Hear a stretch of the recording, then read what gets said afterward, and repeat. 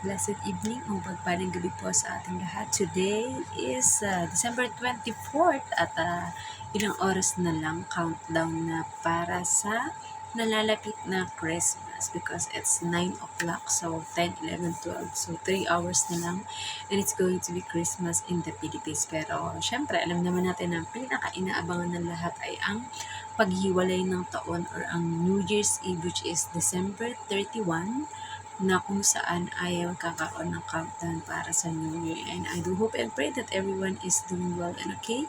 Ano man ang ating pinagdaanan, be thankful to the Lord because napagtagumpayan natin ang bawat araw. May mga challenges man, may mga unexpected blessings na nangyayari. At sa bawat episode ng buhay natin, kailangan na magpasalamat tayo sa ating Panginoon. So ngayon po, tayo na muli ay dadako sa ating share ng devotion video, and I know na ang mga kapamilya o mga mahal natin sa Pilipinas ay very abalang-abala para sa paghahanda at pagsasalo-salo o mga reunion para sa pagsapit ng Pasko at ang mga bata sigurado ay sobrang masaya bukas dahil sila ay magkakaroon ng aginaldo para sa kanilang mula sa kanilang mga ninong or ninang. Ayan. Siyempre, marami mga ninong at ninang ang namumroblema dahil kung magkano ba ang magiging papasko o ginaldo nila sa kanilang mga inaanak. Pero huwag po natin kakalimutan na that the true meaning of Christmas is the birth of our Lord Jesus Christ who saved us from sins. Ayan. At kaya tayo ay reconciled sa ating Diyos Ama and we can call Him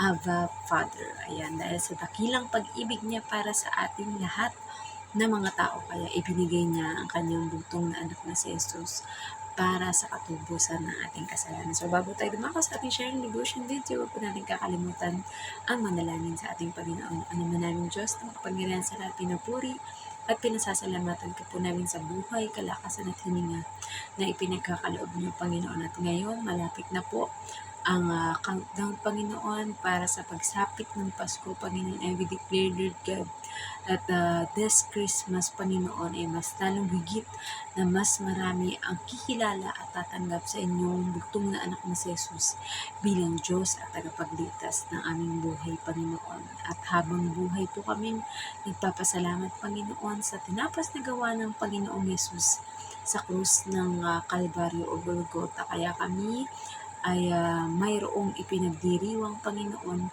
upang pag-alaala na once in our life, Panginoon, ay may dumating na Mesiyas, may dumating na tagapagligtas upang tanggalin lahat ang kasalanan ng sangkatauhan at sino mang tatanggap sa Kanya ay maliligtas, Panginoon. We also thank you, Lord God, para sa protection, provision, promotion, godly wisdom, Panginoon, mga divine connection, Panginoon, even the test, trials, and problems na kinakarap namin, Panginoon, because it shape us, it shape our life, it shape our character, Panginoon, for us to grow more into Christ likeness, Panginoon. May your light shine upon us, Panginoon, at sa gagawin namin pagbubulay-bulay na ito, pagdidevotion, Panginoon, ay kayo lamang ang mataas.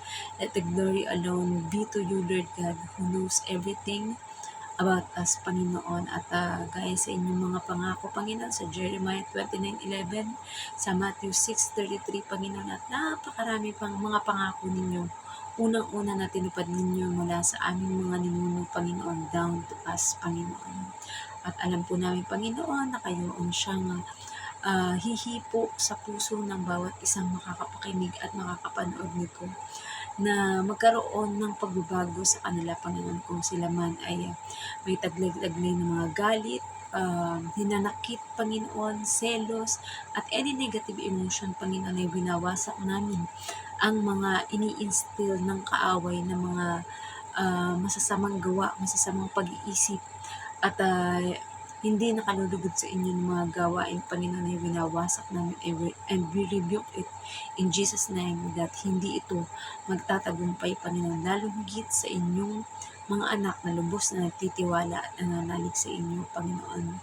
Kami din po ay nagpapasalamat sa banal na Espiritu na siyang lumulukob sa amin lagi upang ang aming conscience, Panginoon, ang aming konsensya ay laging maging malinis, Panginoon, na humarap at maglingkod sa inyo, Panginoon. At dalangin po namin, Panginoon, na ang pag-iingat ninyo sa aming mga mahal sa buhay at mga kakilala ay lagi niyo iginagawad. At alam po namin na ang lahat ng bagay, everything happens for a reason, Panginoon. At kayo po ang may dakilang dahilan, Panginoon, upang papurihan namin kayo, Panginoon, dahil sa mga wonderful na ginawa niyo para sa amin, Panginoon. Ikaw ang mataas at mapapurihan sa gagawin namin ito. Gawin lamang po ninyong tungtungan ng kaluwalhatian ng inyong lingkod, Panginoon. And let your glory alone be magnified, be heard, be seen, Panginoon, sa aming gagawin ito. Ito po ang aming samantalahan sa pangalan ni Jesus. Amen. Ayan. So, narito po tayo sa Lucas 23:29. Tandaan ninyo, darating ang mga araw na sasabihin nila, pinagpala ang mga baog, ang mga sinapupunang hindi nagdalang tao, at ang mga dibdib na hindi nagpasuso. Message, pinapatandaan naman ng Panginoon na darating daw ang mga araw na sasabihin ng mga tao na pinagpala daw ang mga baog, ang mga sinapupunan na hindi nagdalang tao o nagbuntis, at ang mga dibdib na hindi nagpasuso ng sanggol. Application, maaari nating maging tanong na bakit kaya nasabi ng Panginoon ang mga ito.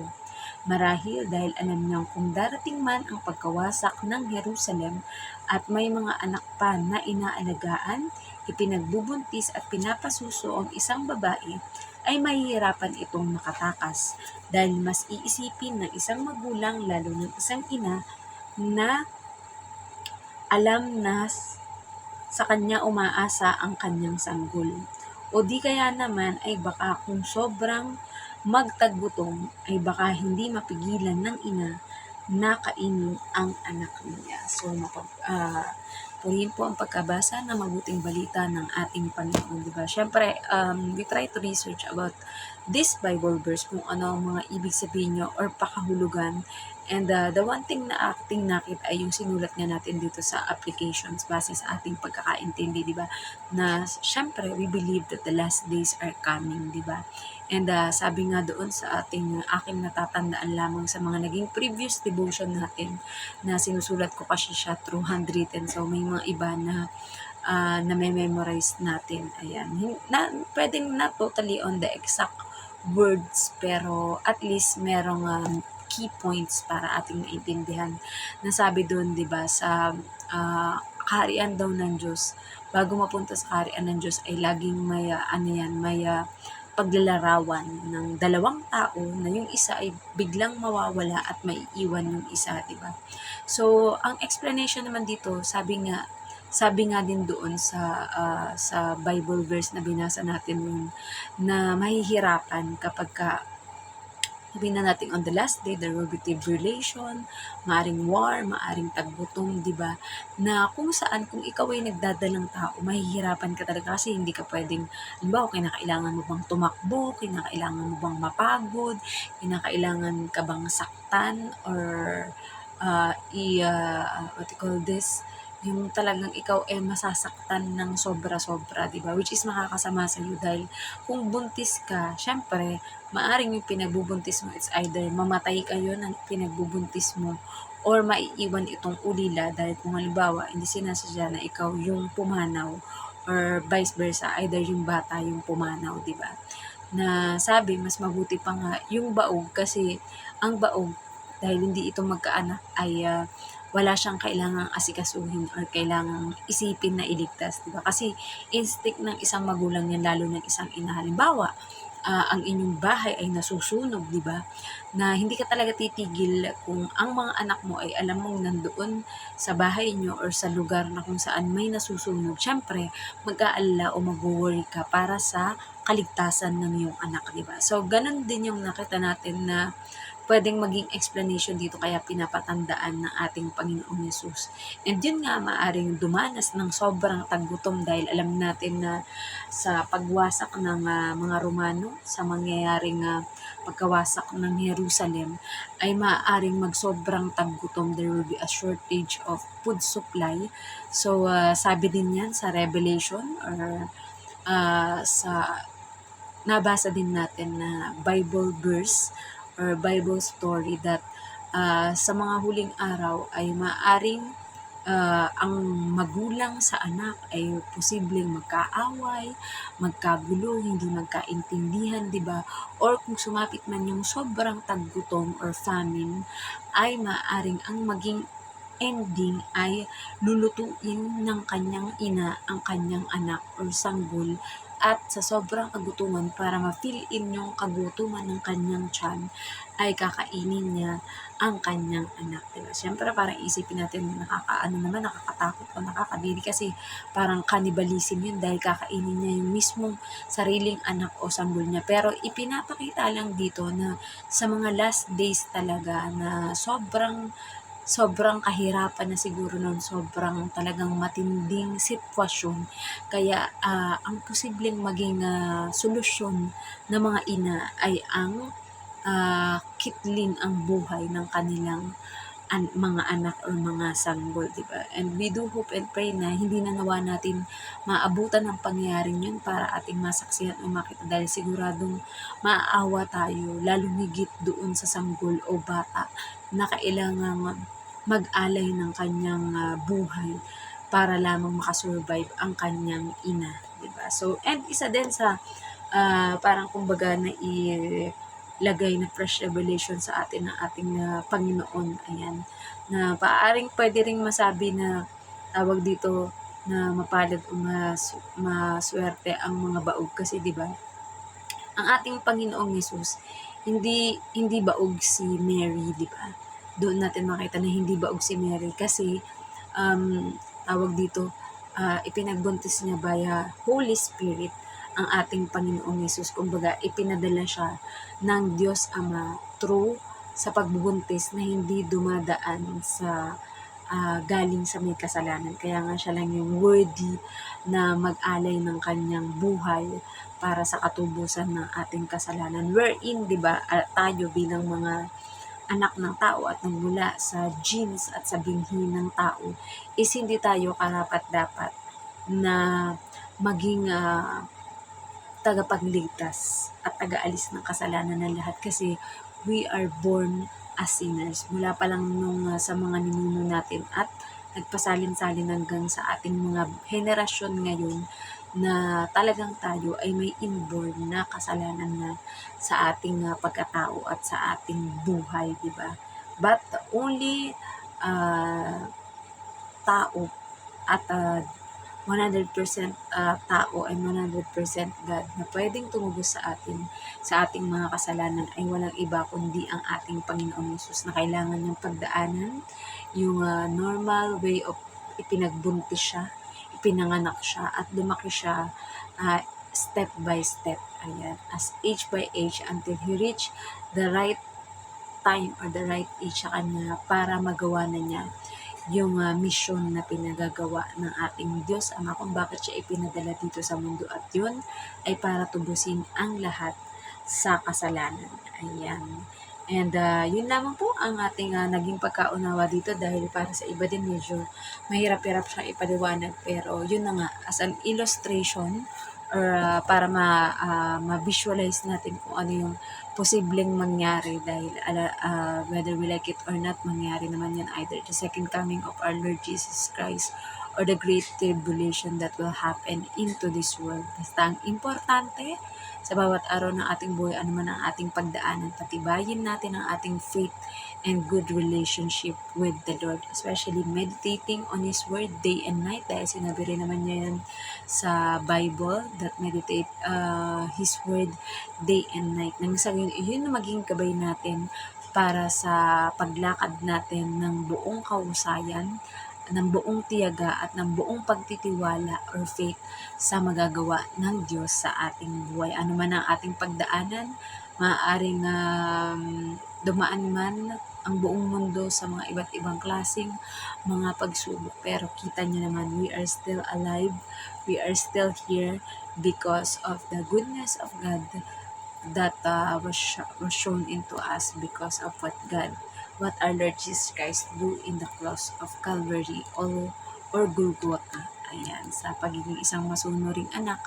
And He know that He was sent by our Lord God here in this world for a purpose. And it was really the greatest, the amazing, and we cannot explain how precious is the grace and the mercy of God for us to be forgiven from our sin. Ayan. So, po ay may natutunan kayo sa ating share ng devotion video. Inyong lingkod po ay maraming ginagawa sa bawat araw kaya medyo pagod at nakakaramdam ng maaga ng antok. Ayan, Merry Christmas na lang po sa lahat. And bukas naman ay meron tayong gagawin sa church. Ayan, Christmas party ng ating Tambourine Dance Ministry. Ayan, so, po may natutunan kayo sa ating share ng devotion video na medyo maikli lang. And itatry ko po kung kaya kong makagawa bukas pag-uwi ko galing sa ating day off sa Pasko. So, let us all end up into prayer. Ama namin Diyos na kapangyarihan sa pinupuri at pinasasalamatan ka po namin sa inyong mayamang salita na aming napagbulay-bulayan ngayon, Panginoon. Tunay nga, Panginoon, na we are born here in this world, Panginoon, because pinagbuntis kami at pinanganak ng aming mga nanay, Panginoon. Iba't iba man na sitwasyon ng pagkakapanganak o paglabas dito sa mundo, Panginoon, but we know that we are not here accidentally, Panginoon. We are here, Panginoon, because you know what is our future, Panginoon. You know what will happen to us, Panginoon. You know that we need guidance, that we need love, that we need understanding, Panginoon, forgiveness, at lahat ng mga positibong bagay, Panginoon, na tungkol sa inyo ay dapat taglayin ng bawat isa, Panginoon, upang hindi po kami mapahamak at maging kalugod-lugod kami sa inyong harapan. Ngayon din po, Panginoon, dinadalangin namin ang lahat ng may mga sakit at karamdaman, Panginoon. We know, Lord God, that you are the God who will heal every sickness, Panginoon.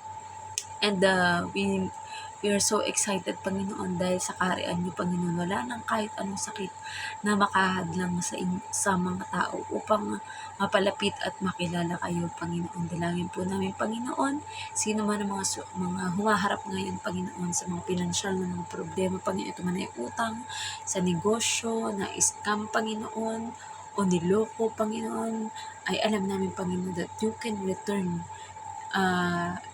and mapalitan, Panginoon, anuman na wala, Panginoon, sa bawat sumubok, Panginoon, sa mga bagay dito sa mundo upang maging successful, Panginoon. Alam namin ibabalik niyo po ito sa bawat isa ng siksik, liglig at umaapaw pa, Panginoon. Basta kami patuloy na magtitiwala, whatever the challenges in life, Panginoon, ay kayang-kaya namin.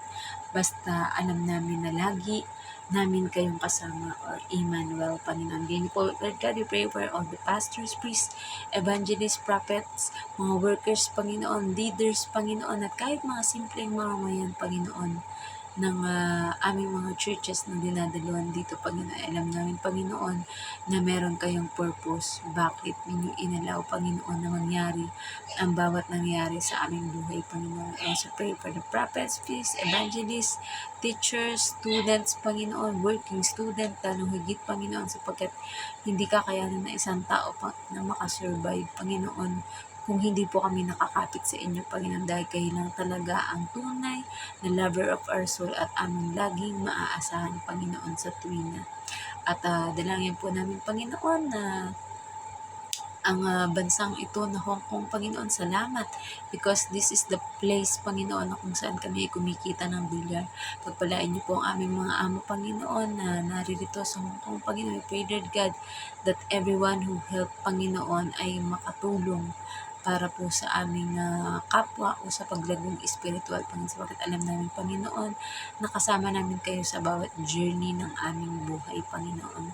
We also pray, Lord God, para sa bansang Pilipinas, that the promotion, provision, Panginoon, will happen and will manifest into our country, Panginoon. Kaya alam po namin, Panginoon, that there will be no war, there will be love, joy, peace, patience, kindness, goodness, self-control, Panginoon, sa lahat ng mga nakakapanood ng mga video na ito o na iba pa mga preacher. Hindi ko naman po kayo pinipigilan kung saan niyo po dadalahin ng aming mga talampakan, Panginoon. Kailangan magpasalamat kaming lagi because we are so fortunate, Panginoon, na mabigyan ng pagkakataon na makapagbahagi ng inyong mga salita, Panginoon.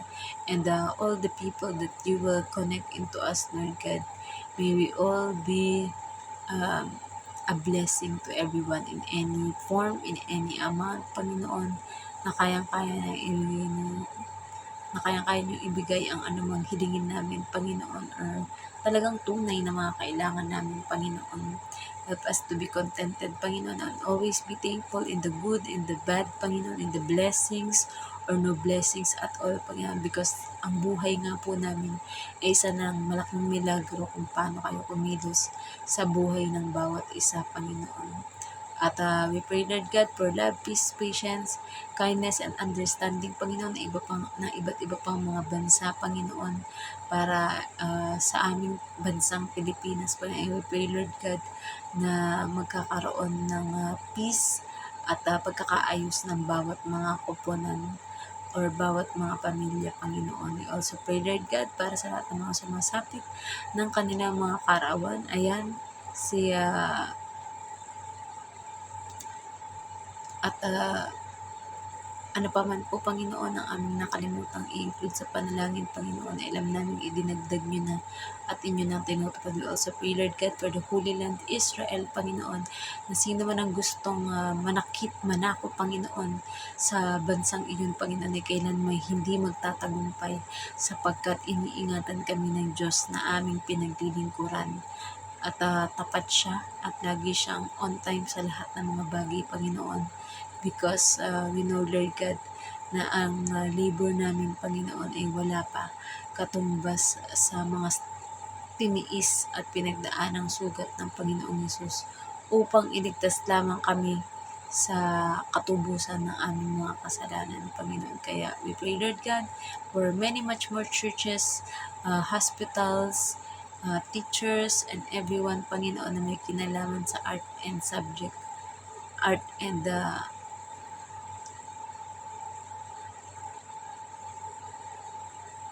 mga may kinalaman sa art ng buhay, Panginoon, ng paglago ng espiritual ng bawat tao, Panginoon, ay we pray, Lord God, na i-guide niyo po ang bawat isa sa amin to have a deeper knowledge and understanding of you, Lord God. And we pray that hindi magwawagi ang anumang gawa ng kaaway, Panginoon, ng mga war, digmaan, di pagkakaunawaan, Panginoon, that there will be unity, love, and understanding, Panginoon, sa bawat mga amo at mga trabahador nila, Panginoon, sa bawat mga mamamayan ng bawat bansa, Panginoon.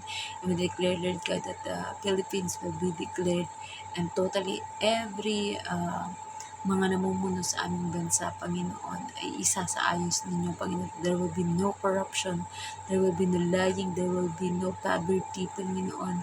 There will be an overflowing ng pagpapala sa aming bansang Pilipinas. Alam namin inihahanda niyo lamang po ang Pilipinas para sa mga bagay na maaari niyong ibuhos para sa aming bansa, Panginoon. But let your will be done to happen in our life, Panginoon. Kami na po ay patuloy na magtitiwala because we know, Lord God, that you knows what is best for us, Panginoon. At ang Holy Land, sino mang gustong sumakop at manakit sa mga Israelita, Panginoon, na hindi magtatagumpay dahil ang pinili ninyong bansa, Panginoon, ay it will turn into a Christian nation, Panginoon, naglilingkod, nagtatapat, Panginoon, at sumusunod sa inyong kalooban, Panginoon. Kaya maraming salamat po, Panginoon, at muli binabalik namin lahat ng papuri at pasasalamat sa tanging pangalan ng butong na anak ng Jesus.